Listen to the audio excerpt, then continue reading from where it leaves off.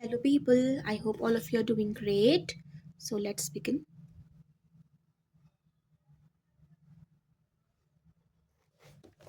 Chapter 10th. The Scent of Money. In 1519, Hernan Cortes and his conquistadors invaded Mexico, hitherto an isolated human world. The Aztecs, as the people who lived there called themselves, quickly noticed that the aliens showed an extraordinary interest in certain yellow metal. In fact, they never seemed to stop talking about it. The natives were not unfamiliar with gold. It was pretty and easy to work, so they used it to make jewelry and statues, and they occasionally used gold dust as a medium of exchange. But when an Aztec wanted to buy something, he generally paid in cocoa beans or bolts of cloth. The Spanish obsession with gold thus seemed inexplicable. What was so important about a metal that could not be eaten, drunk, or woven and was too soft to use for tools and weapons? When the native questioned Cortes as to why the Spaniards had such a passion for gold, the trader answered, "Because I and my companions suffer from disease of heart which can be cured only with gold." In the Afro Asian world from which the Spaniards came, the obsession for gold was indeed an epidemic. Even the bitterest of enemies lusted after the same useless yellow metal. 3 centuries before the conquest of Mexico, the ancestors of Cortes and his army waged a bloody war of religion against the Muslim kingdoms in Iberia and North Africa. The followers of Christ and the followers of Allah killed each other by the thousands, devastated fields and orchards, and turned prosperous cities into smoldering ruins, all for the greater glory of Christ or Allah. As the Christians gradually gained the upper hand, they marked their victories not only by destroying mosques and building churches, but also by issuing no new gold and silver coins bearing the sign of the cross and thanking God for his help in combating the infidels. Yet, alongside the new currency, the victors minted another type of coin called the millars, which carried a somewhat different message. These square coins, made by Christian conquerors, were emblazoned with flowing Arabic script that declared there is no God except Allah and Muhammad is Allah's messengers. Even the Catholic bishops of Melguel and Agde issued these faithful copies of popular Muslim coins, and God fearing Christians happily used them. Tolerance flourished on the other side of the hill too. Muslim merchants in North Africa conducted business using Christian coins such as Florentine florin and Ventian ducat and the Neapolitan gigliato. Even Muslim rulers who called for jihad against the infidel Christians were glad to receive taxes in coins that involved Christ and his Virgin Mother. How much is it? Hunter gatherers had no money. Each band hunted, gathered, and manufactured almost everything it required from meat to medicine, from sandals to sorcery. Different band members may have specialized in different tasks, but they shared their goods and services through an economy of favors and obligations. A piece of meat given for free would carry with it the assumption of reciprocity, say free medical assistance. The band was economically independent. Only a few rare items that could not be found locally, seashells, pigments, obsidian, and the like, had to be obtained from strangers. This could usually be done by simple barter. We will give you pretty seashells and you will give us high quality flint. Little of this changed with the onset of agricultural revolution. Most people continued to live in small, made communities, much like a hunter gatherer band. Each village was a self sufficient economic unit maintained by mutual favors and obligations, plus a little barter with outsiders. One villager may have been particularly adept at making shoes, another at dispensing medical care, so villagers knew where to turn when barefoot or sick. But villages were small and their economics limited, so there could be no full-time shoemakers and doctors. The rise of cities and kingdoms and the improvement in transport infrastructure brought about new opportunities for specialization. Populated cities provided full-time employment not just for professional shoemakers and doctors but also for carpenters, priests, soldiers, and lawyers. Villagers that gained a reputation for producing really good wine, olive oil, and ceramics discovered that it was worth their while to specialize nearly exclusively in that product and trade it with the other settlements for all other goods they needed. This made a lot of sense. Climates and soils differ, so why drink mediocre wine from your backyard if you can buy a smoother variety from a place whose soil and climate is much better suited to grape wines? If the clay in your backyard makes stronger and prettier pots, then you can make an exchange. Furthermore, full-time specialists, vintners and potters, not to mention doctors and lawyers, can hone the expertise to the benefit of all. But the specialization created a problem. How do you manage the exchange of goods between the specialists? An economy of favors and obligations doesn't work when large number of strangers try to cooperate. It's one thing to provide free assistance to a sister or a neighbor, a very different thing to take care of foreigners who might not reciprocate the favor. One can fall back on barter, but barter is effective only when exchanging a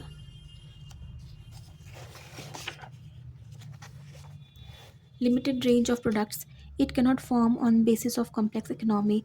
In order to understand the limitations of barter, imagine that you own an apple orchard in a hill country that produces the crispest, sweetest apple in the entire province. You work so hard in your orchard that your shoes wear out, so you harness up your donkey cart and head to the market town down by the river. Your neighbor told you that a shoemaker on the south end of the marketplace made him really sturdy pair of boots that lasted him through 5 seasons. You find the shoemaker shop offer to barter some of your apples in exchange for the shoes you need.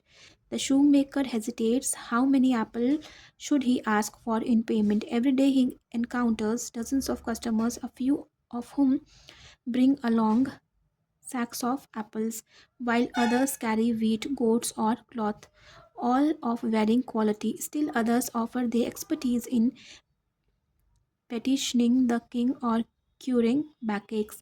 The last time the shoemaker exchanged shoe for apples was 3 months ago, and back then he asked for 3 sacks of apples. For was it four? Or was it four? But come to think of it, those apples were sour valley apples rather than prime hill apples. On the other hand, on that previous occasions, the apples were given in exchange for small women's shoes.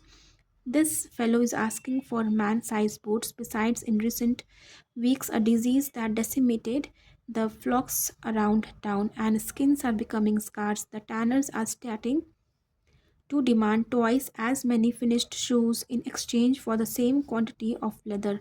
Shouldn't that be taken into consideration? In a barter economy, every day the shoemaker and the apple grower will have to learn new and relative prices of dozens of commodities. If 100 different commodities are traded in market, then buyers and sellers will have to know 4,950 different exchange rates. And if 1,000 different commodities were traded, buyers and sellers must juggle 4,99,500 different exchange rates. How do you figure it out? It gets worse even if you manage to calculate how many apples equal one pair of shoes. Barter is not always possible. After all, a trade requires that each side want what the other side has to offer. What happens if the shoemaker doesn't like apples, and if at the moment in question what he really wants is a divorce? True, the farmer could look for a lawyer who likes apples and set up three-way deal. But what if the lawyer is full up on apples but really needs a haircut? Some societies tried to solve the problem by establishing a central barter system that collected products from specialist growers and manufacturers and distributed them to those who needed them. The largest and the most famous such experiment was conducted in Soviet Union, and it failed miserably. Everyone would work according to their abilities and receive according to their needs. Turned in practice into everyone would work as little as they can get away with and receive as much as they could grab. More moderate and more successful experiments were made on other occasions, for example, in the Inca Empire. Yet, most societies found a more easy way to connect large number of experts. They developed money, shells, and cigarettes. Money was created many times in many places. Its development required no technological breakthroughs. It was a purely mental revolution. It involved the creation of a new intersubjective reality that exists solely in people's shared imagination. Money is not coins and banknotes. Money is anything that people are willing to use in order to represent systematically the value of other things for the purpose of exchanging goods and services. Money enables people to compare quickly and easily the value of different commodities such as apples, shoes, and divorces, to easily exchange one thing for another and to store wealth conveniently. There have been many types of money. The most familiar is the coin, which is a standardized piece of imprinted metal, yet money existed long before the invention of coinage, and cultures have prospered using other things as currency, such as cells, cattle, skins, salt, grain, beads, cloth, and promissory notes. Cowrie cells were used as money for about 4,000 years all over Africa, South Asia, East Asia, and Oceania. Taxes could still be paid in cowrie shells in British Uganda in the early 20th century. In modern prisons and POW camps, cigarettes have been served as money. Even non smoking prisoners have been willing to accept cigarettes in payment and to calculate the value of all other goods and services in cigarettes. One Auschwitz survivor described the cigarette currency used in the camp. We had our own currency whose value no one questioned. The cigarette. The price of every article was stated in cigarettes. In normal times, that is when the candidates go to gas chambers, were coming in a regular at a regular pace. A loaf of bread cost 12 cigarettes, a 300-gram package of margarine 30, and a watch 80 to 200, a liter of alcohol 400 cigarettes. In fact, even today, coins and banknotes are a rare form of money. The total sum of money in the world is about $60 trillion. Yet the total sum total of coins and banknotes is less than $6 trillion. More than 90% of all money, mm, more than $50 trillion appearing in our accounts, exists only on computer servers. Accordingly, most business transactions are executed by moving electronic data from one computer file to another without any exchange of physical cash. Only a criminal buys a house, for example, by handing over a suitcase full of banknotes, as long as people are willing to trade goods and services in exchange for electronic data. It's even better than shiny coins and crisp banknotes, lighter, less bulky, and easier to keep track of. For complex commercial systems to function, some kind of money is indispensable. A shoemaker in a money economy needs to know only the prices charged for various kinds of shoes. There is no need to memorize exchange rates between shoes and apples or goods. Money also frees Apple experts from the need to search out Apple craving shoemakers because everyone wants always wants money. This is perhaps the most basic quality everyone else also always wants money, which means you can exchange money for whatever you want or need. The shoemaker will always be happy to take your money because no matter what it for what he really wants, apples, coats, or a divorce, he can get it in exchange for money. Money is thus a universal medium of exchange that enables people to convert almost everything into almost anything else. Brawn gets converted to brain when a discharged soldier finances his college tuition with his military benefits. Land gets converted into loyalty when a baron sells property to support his retainers. Health is converted into justice when a physician uses her fees to hire a lawyer or bribe a judge. It is even possible to convert sex into salvation. A 15th century prostitutes did when they slept with men for money, which in turn used to buy indulgences from the Catholic Church. Ideal types of money enable people not merely to turn one thing into another but to store wealth as well. Many valuables cannot be stored, such as time or beauty. Some things can be stored only for short time, such as strawberries. Other things are more durable but take up mm,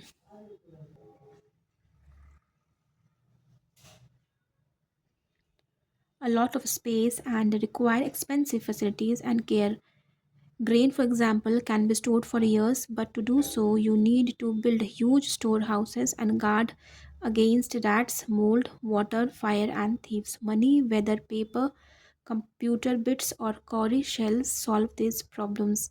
Cowrie shells don't rot, are unpalatable to rats, can survive fires, and are compact enough to be locked up in a safe.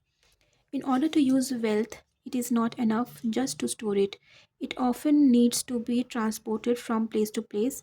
Some forms of wealth, such as real estate, cannot be transported at all. Commodities such as wheat and rice can be transported only with difficulty. Imagine a wealthy farmer living in a moneyless land who emigrates to a distant province. His health consists mainly of his house and rice paddies. The farmer cannot take with him the house or the paddies. He might exchange them for tons of rice, but it would be very burdensome and expensive to transport all that rice. Money solves these problems. The farmer can sell his property in exchange for a sack of cowrie shells, which he can easily carry wherever he goes. Because money can convert, store, and transport wealth easily and cheaply, it made a vital contribution to the appearance of complex commercial networks and dynamic markets. Without money, commercial networks and markets would have been doomed to remain very limited in their size, complexity, and dynamism. How does money work? Cowrie shells and dollars have a value only in our common imagination. Their worth is not inherent in the chemical structure of the shells and paper or their color or their shape. In other words, money isn't a material reality, it is a psychological construct. It works by converting matter into mind. But why does it succeed? Why should anyone be willing to exchange a fertile rice paddy for a handful of useless cowrie shells? Why are you willing to flip hamburgers, sell health insurance, or babysit three obnoxious brats when all you get for your exertion is a few pieces of colored papers? People are willing to do such things when they trust the figments of their collective imagination. Trust is the raw material from which all types of money are minted. When a wealthy farmer sold his possessions for a sack of cowrie shells and traveled with them to another province, he trusted that upon reaching his destination, other people would be willing to sell him rice, house, and fields in exchange for the shell's. Money is accordingly a system of mutual trust, not just any system of mutual trust. Money is the most universal and the most efficient system of mutual trust ever devised. What created this trust was a very complex and long term network of political, social, and economic relations.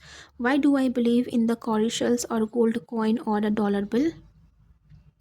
Because my neighbors believe in them, and my neighbors believe in them because I believe in them. And we all believe in them because our king believes in them and demands them in taxes, and because our priest believes in them and demands them in tithes. Take a dollar bill and look it at it carefully. You will see that it is simply a colorful piece of paper with the signature of the US Secretary of the Treasury on one side and the slogan "In God We Trust" on the other. We accept the dollar in payment because we trust in God and the US Secretary of the Treasury. The crucial role of trust explains why our financial systems are so tightly bound up with our political, social, and ideological systems, why financial crises are often triggered by political developments, and why the stock market can rise or fall depending on the way traders feel on a particular morning. Initially, when the first versions of money were created, people didn't have this sort of trust, so it was necessary to define as money things that had a real intrinsic value. History's first known money, Sumerian barley money, is a good example. It appeared in summer around 3000 BC at the same time and place under the same circumstances in which writing appeared. Just as writing developed to answer the needs of intensifying administrative activities, so barley money developed to answer the needs of intensifying economic activities. Barley money was simply barley, fixed amount of barley grains used as a universal measure for evaluating and exchanging all other goods and services. The most common measurement was the sila, equivalent to roughly 1 liter. Standardized bowls, each capable of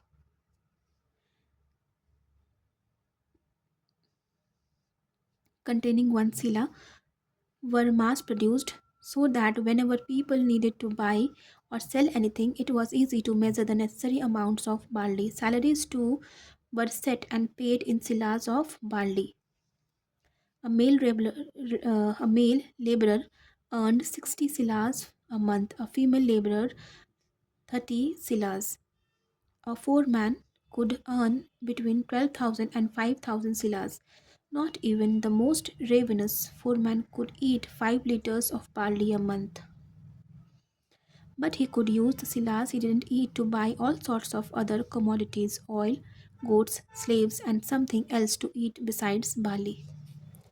Even though barley has intrinsic value, it was not easy to convince people to use it as money rather than just another commodity. In order to understand why, just think what would happen if you took a sack of full of barley to your local shopping center and tried to buy a shirt or a pizza.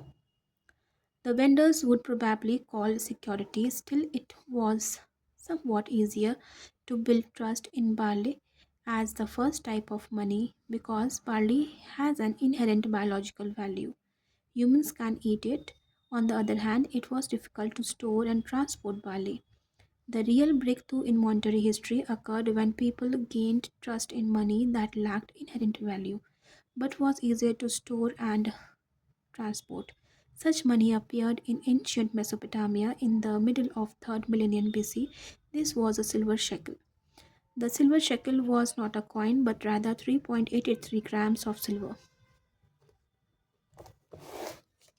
When Hammurabi's code declared that a superior man who killed a slave woman must pay her owner 20 silver shekels, it meant that he had to pay 166 gram of silver, not 20 coins.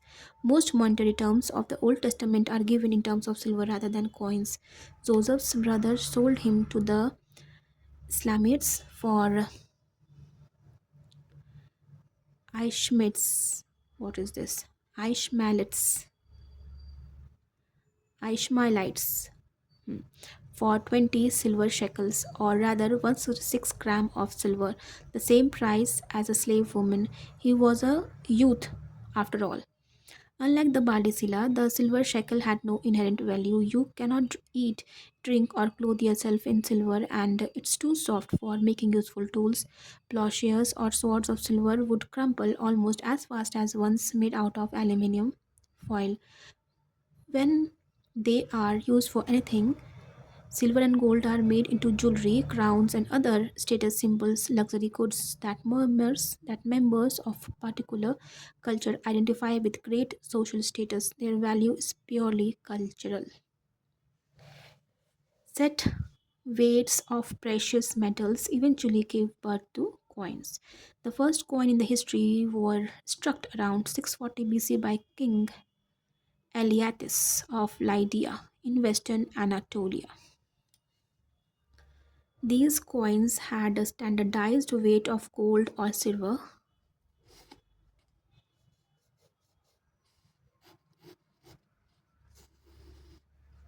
and were imprinted with an identification mark. The mark testified two things. First, it indicated how much precious metal the coin contained.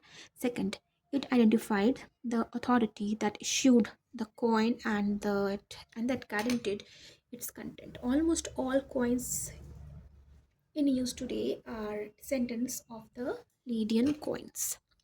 Coins had two different sorry Coins had two important advantages over unmarked metal ingots.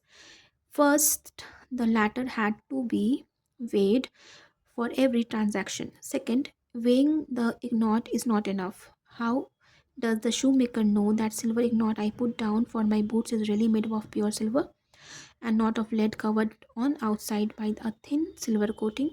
Coins help solve these problems. The mark imprinted on them testifies to their exact value, so the shoemaker doesn't have to keep a scale on his cash register.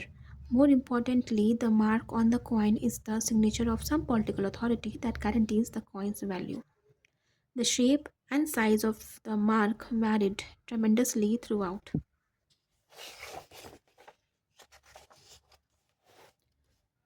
Okay, history,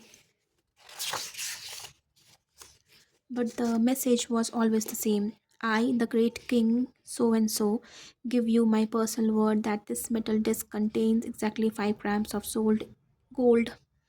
If anyone dares counterfeit this gold, it means he is fabricating my own signature, which would be a blot on my reputation. I will punish such a crime with utmost severity. That's why counterfeiting money has always been considered a much more serious crime than other acts of deception. Counterfeiting is not just cheating, it's a breach of sovereignty, an act of subversion against the power, privileges, and persons of the king. The legal term is lese majesty, violating majesty, and was typically punished by torture and death. As long as people trusted the power and integrity of the king, they trusted his coin. Total strangers could easily agree on the worth of a Roman denarius coin before because they trusted the power and integrity of the Roman emperor whose name and picture adorned it. In turn, the power of emperor In turn, the power of the emperor rested on the denarius. Just think how difficult it would have been to maintain the Roman Empire without coins if the emperor had to raise taxes and pay salaries in barley and wheat. It would have been impossible to collect barley taxes in Syria, transport the funds to the central treasury in Rome, and transport them again to Britain in order to pay the legions there. It would have been equally difficult to maintain the empire if the inhabitants of the city of Rome believed in gold coins, but the subject populations rejected this belief, putting their trust instead in codicils, ivory beads, or rolls of cloth. The Gospel of Gold. The trust in Romans coins was so strong that even outside the empire's border, people were happy to receive payment in denarii. In the first century AD, Roman coins were an accepted medium of exchange in the markets of India. Even though the closest Roman legion was thousands of kilometers away, the Indians had such a strong confidence in the denarius and the image of the emperor that when local rulers struck coins of their own, they closely imitated the denarius down the portrait of the Roman emperor. The name denarius became a generic name for coins. Muslim caliphs Arabicized this name and issued dinars. The dinar is still the official name of the currency in Jordan, Iraq, Serbia, Macedonia, Tunisia, and several other countries. As Linden style coinage was spreading from the Mediterranean to the Indian Ocean, China developed a slightly different monetary system based on bronze coins and unmarked silver and gold ingots. Yet, the two monetary systems had enough in common, especially the reliance on gold and silver, that close monetary and commercial relations were established between the Chinese zone and the Lindia zone. Muslim and European merchants and conquerors gradually spread the Lindian system and the gospel of gold to the far corners of the earth. By the late modern era, the entire world was a single monetary zone, relying first on gold and silver, and later on a few trusted currencies such as British pound and the American dollar. The appearance of a single transnational and transcultural monetary zone laid the foundation for the unification of Afro-Asia and eventually of the entire globe into a single economic and political sphere. People continued to speak mutually incomprehensible languages obeyed different rulers and worshipped distant gods, but all believed in gold and silver and in gold and silver coins. Without these shared beliefs, global trading networks would have been virtually impossible. The gold and silver that 16th century conquistadors found in America enabled European merchants to buy silk, uh, porcelain, and spices in East Asia, thereby moving the wheels of economic growth in both Europe and East Asia. Most of the gold and silver mined in Mexico and Andes slipped through European fingers to find a welcome home in the purses of Chinese silk and porcelain manufacturers.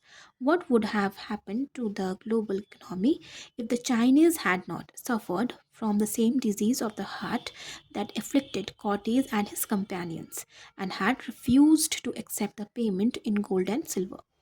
Why yet?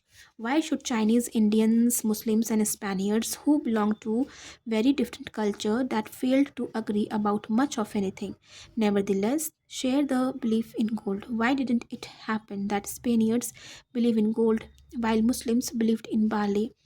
Indians in cowrie shells and Chinese in rolls of silk. Economists have a ready answer. Once a trade connects two areas, the forces of supply and demand tend to equalize the prices of transportable goods. In order to understand why, consider a hypothetical case. Assume that when regular trade opened between India and the Mediterranean, Indians were uninterested in gold, so it was almost worthless. But in the Mediterranean, gold was a coveted status symbol. Hence, its value was high. What would happen next? Merchants traveling between India and the Mediterranean would notice the difference in the value of gold. In order to make a profit, they would buy gold cheaply in India and sell it dearly in the Mediterranean. Consequently, the demand for gold in India would skyrocket and uh, skyrocket, as would its value. At the same time, the Mediterranean would experience an influx of gold whose value would consequently drop. Within a short time of Within the short time, the value of gold in India and the Mediterranean would be quite similar. The mere fact that the Mediterranean people believed in gold would cause Indians to start believing in it as well, even if Indians still had no real use of gold. In fact, the fact that the Mediterranean people wanted it would be enough to make the Indians value it. Similarly, the fact that another person believes in cowrie shells or dollars or electronic data is enough to strengthen our own belief in them, even if that person is otherwise hated, despised, or ridiculed by us. Christians and Muslims who could not agree on religious belief could nevertheless agree on a monetary belief, because whereas religion asks us to believe in something, money asks us to believe that other people believe in something. For thousands of years, philosophers, thinkers, and prophets have besmirched money and called it the root of all evil. Be that as it may, money is also the apogee of human tolerance. Money is more open minded than language, state laws, cultural codes, religious beliefs, and social habits. Money is the only trust system created by humans that can bridge almost any cultural gap, and that does not discriminate on the basis of religion, gender, race, age, or sexual orientation. Thanks to money, even people who don't know each other and don't trust each other can nevertheless cooperate effectively.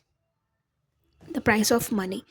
Money is based on two universal principles: universal convertibility and universal trust. Universal convertibility: with money as an alchemist, you can turn land into loyalty, justice into health, and violence into knowledge. Universal trust: with money as a go between, any two people can cooperate on any project. These principles have enabled millions of strangers to cooperate effectively in trade and industry. But these seemingly benign principles have a dark side. When everything is convertible and when trust depends on anonymous coins and cowrie cells, it corrodes local traditions, intimate relations, and human values, replacing them with cold laws of supply and demand. Human communities and families have always been based on beliefs in priceless things such as honor, loyalty, morality, and love. These things lie outside the domain of the market and they should not be bought or sold for money. Even if the market offers a good price, certain things are just not done.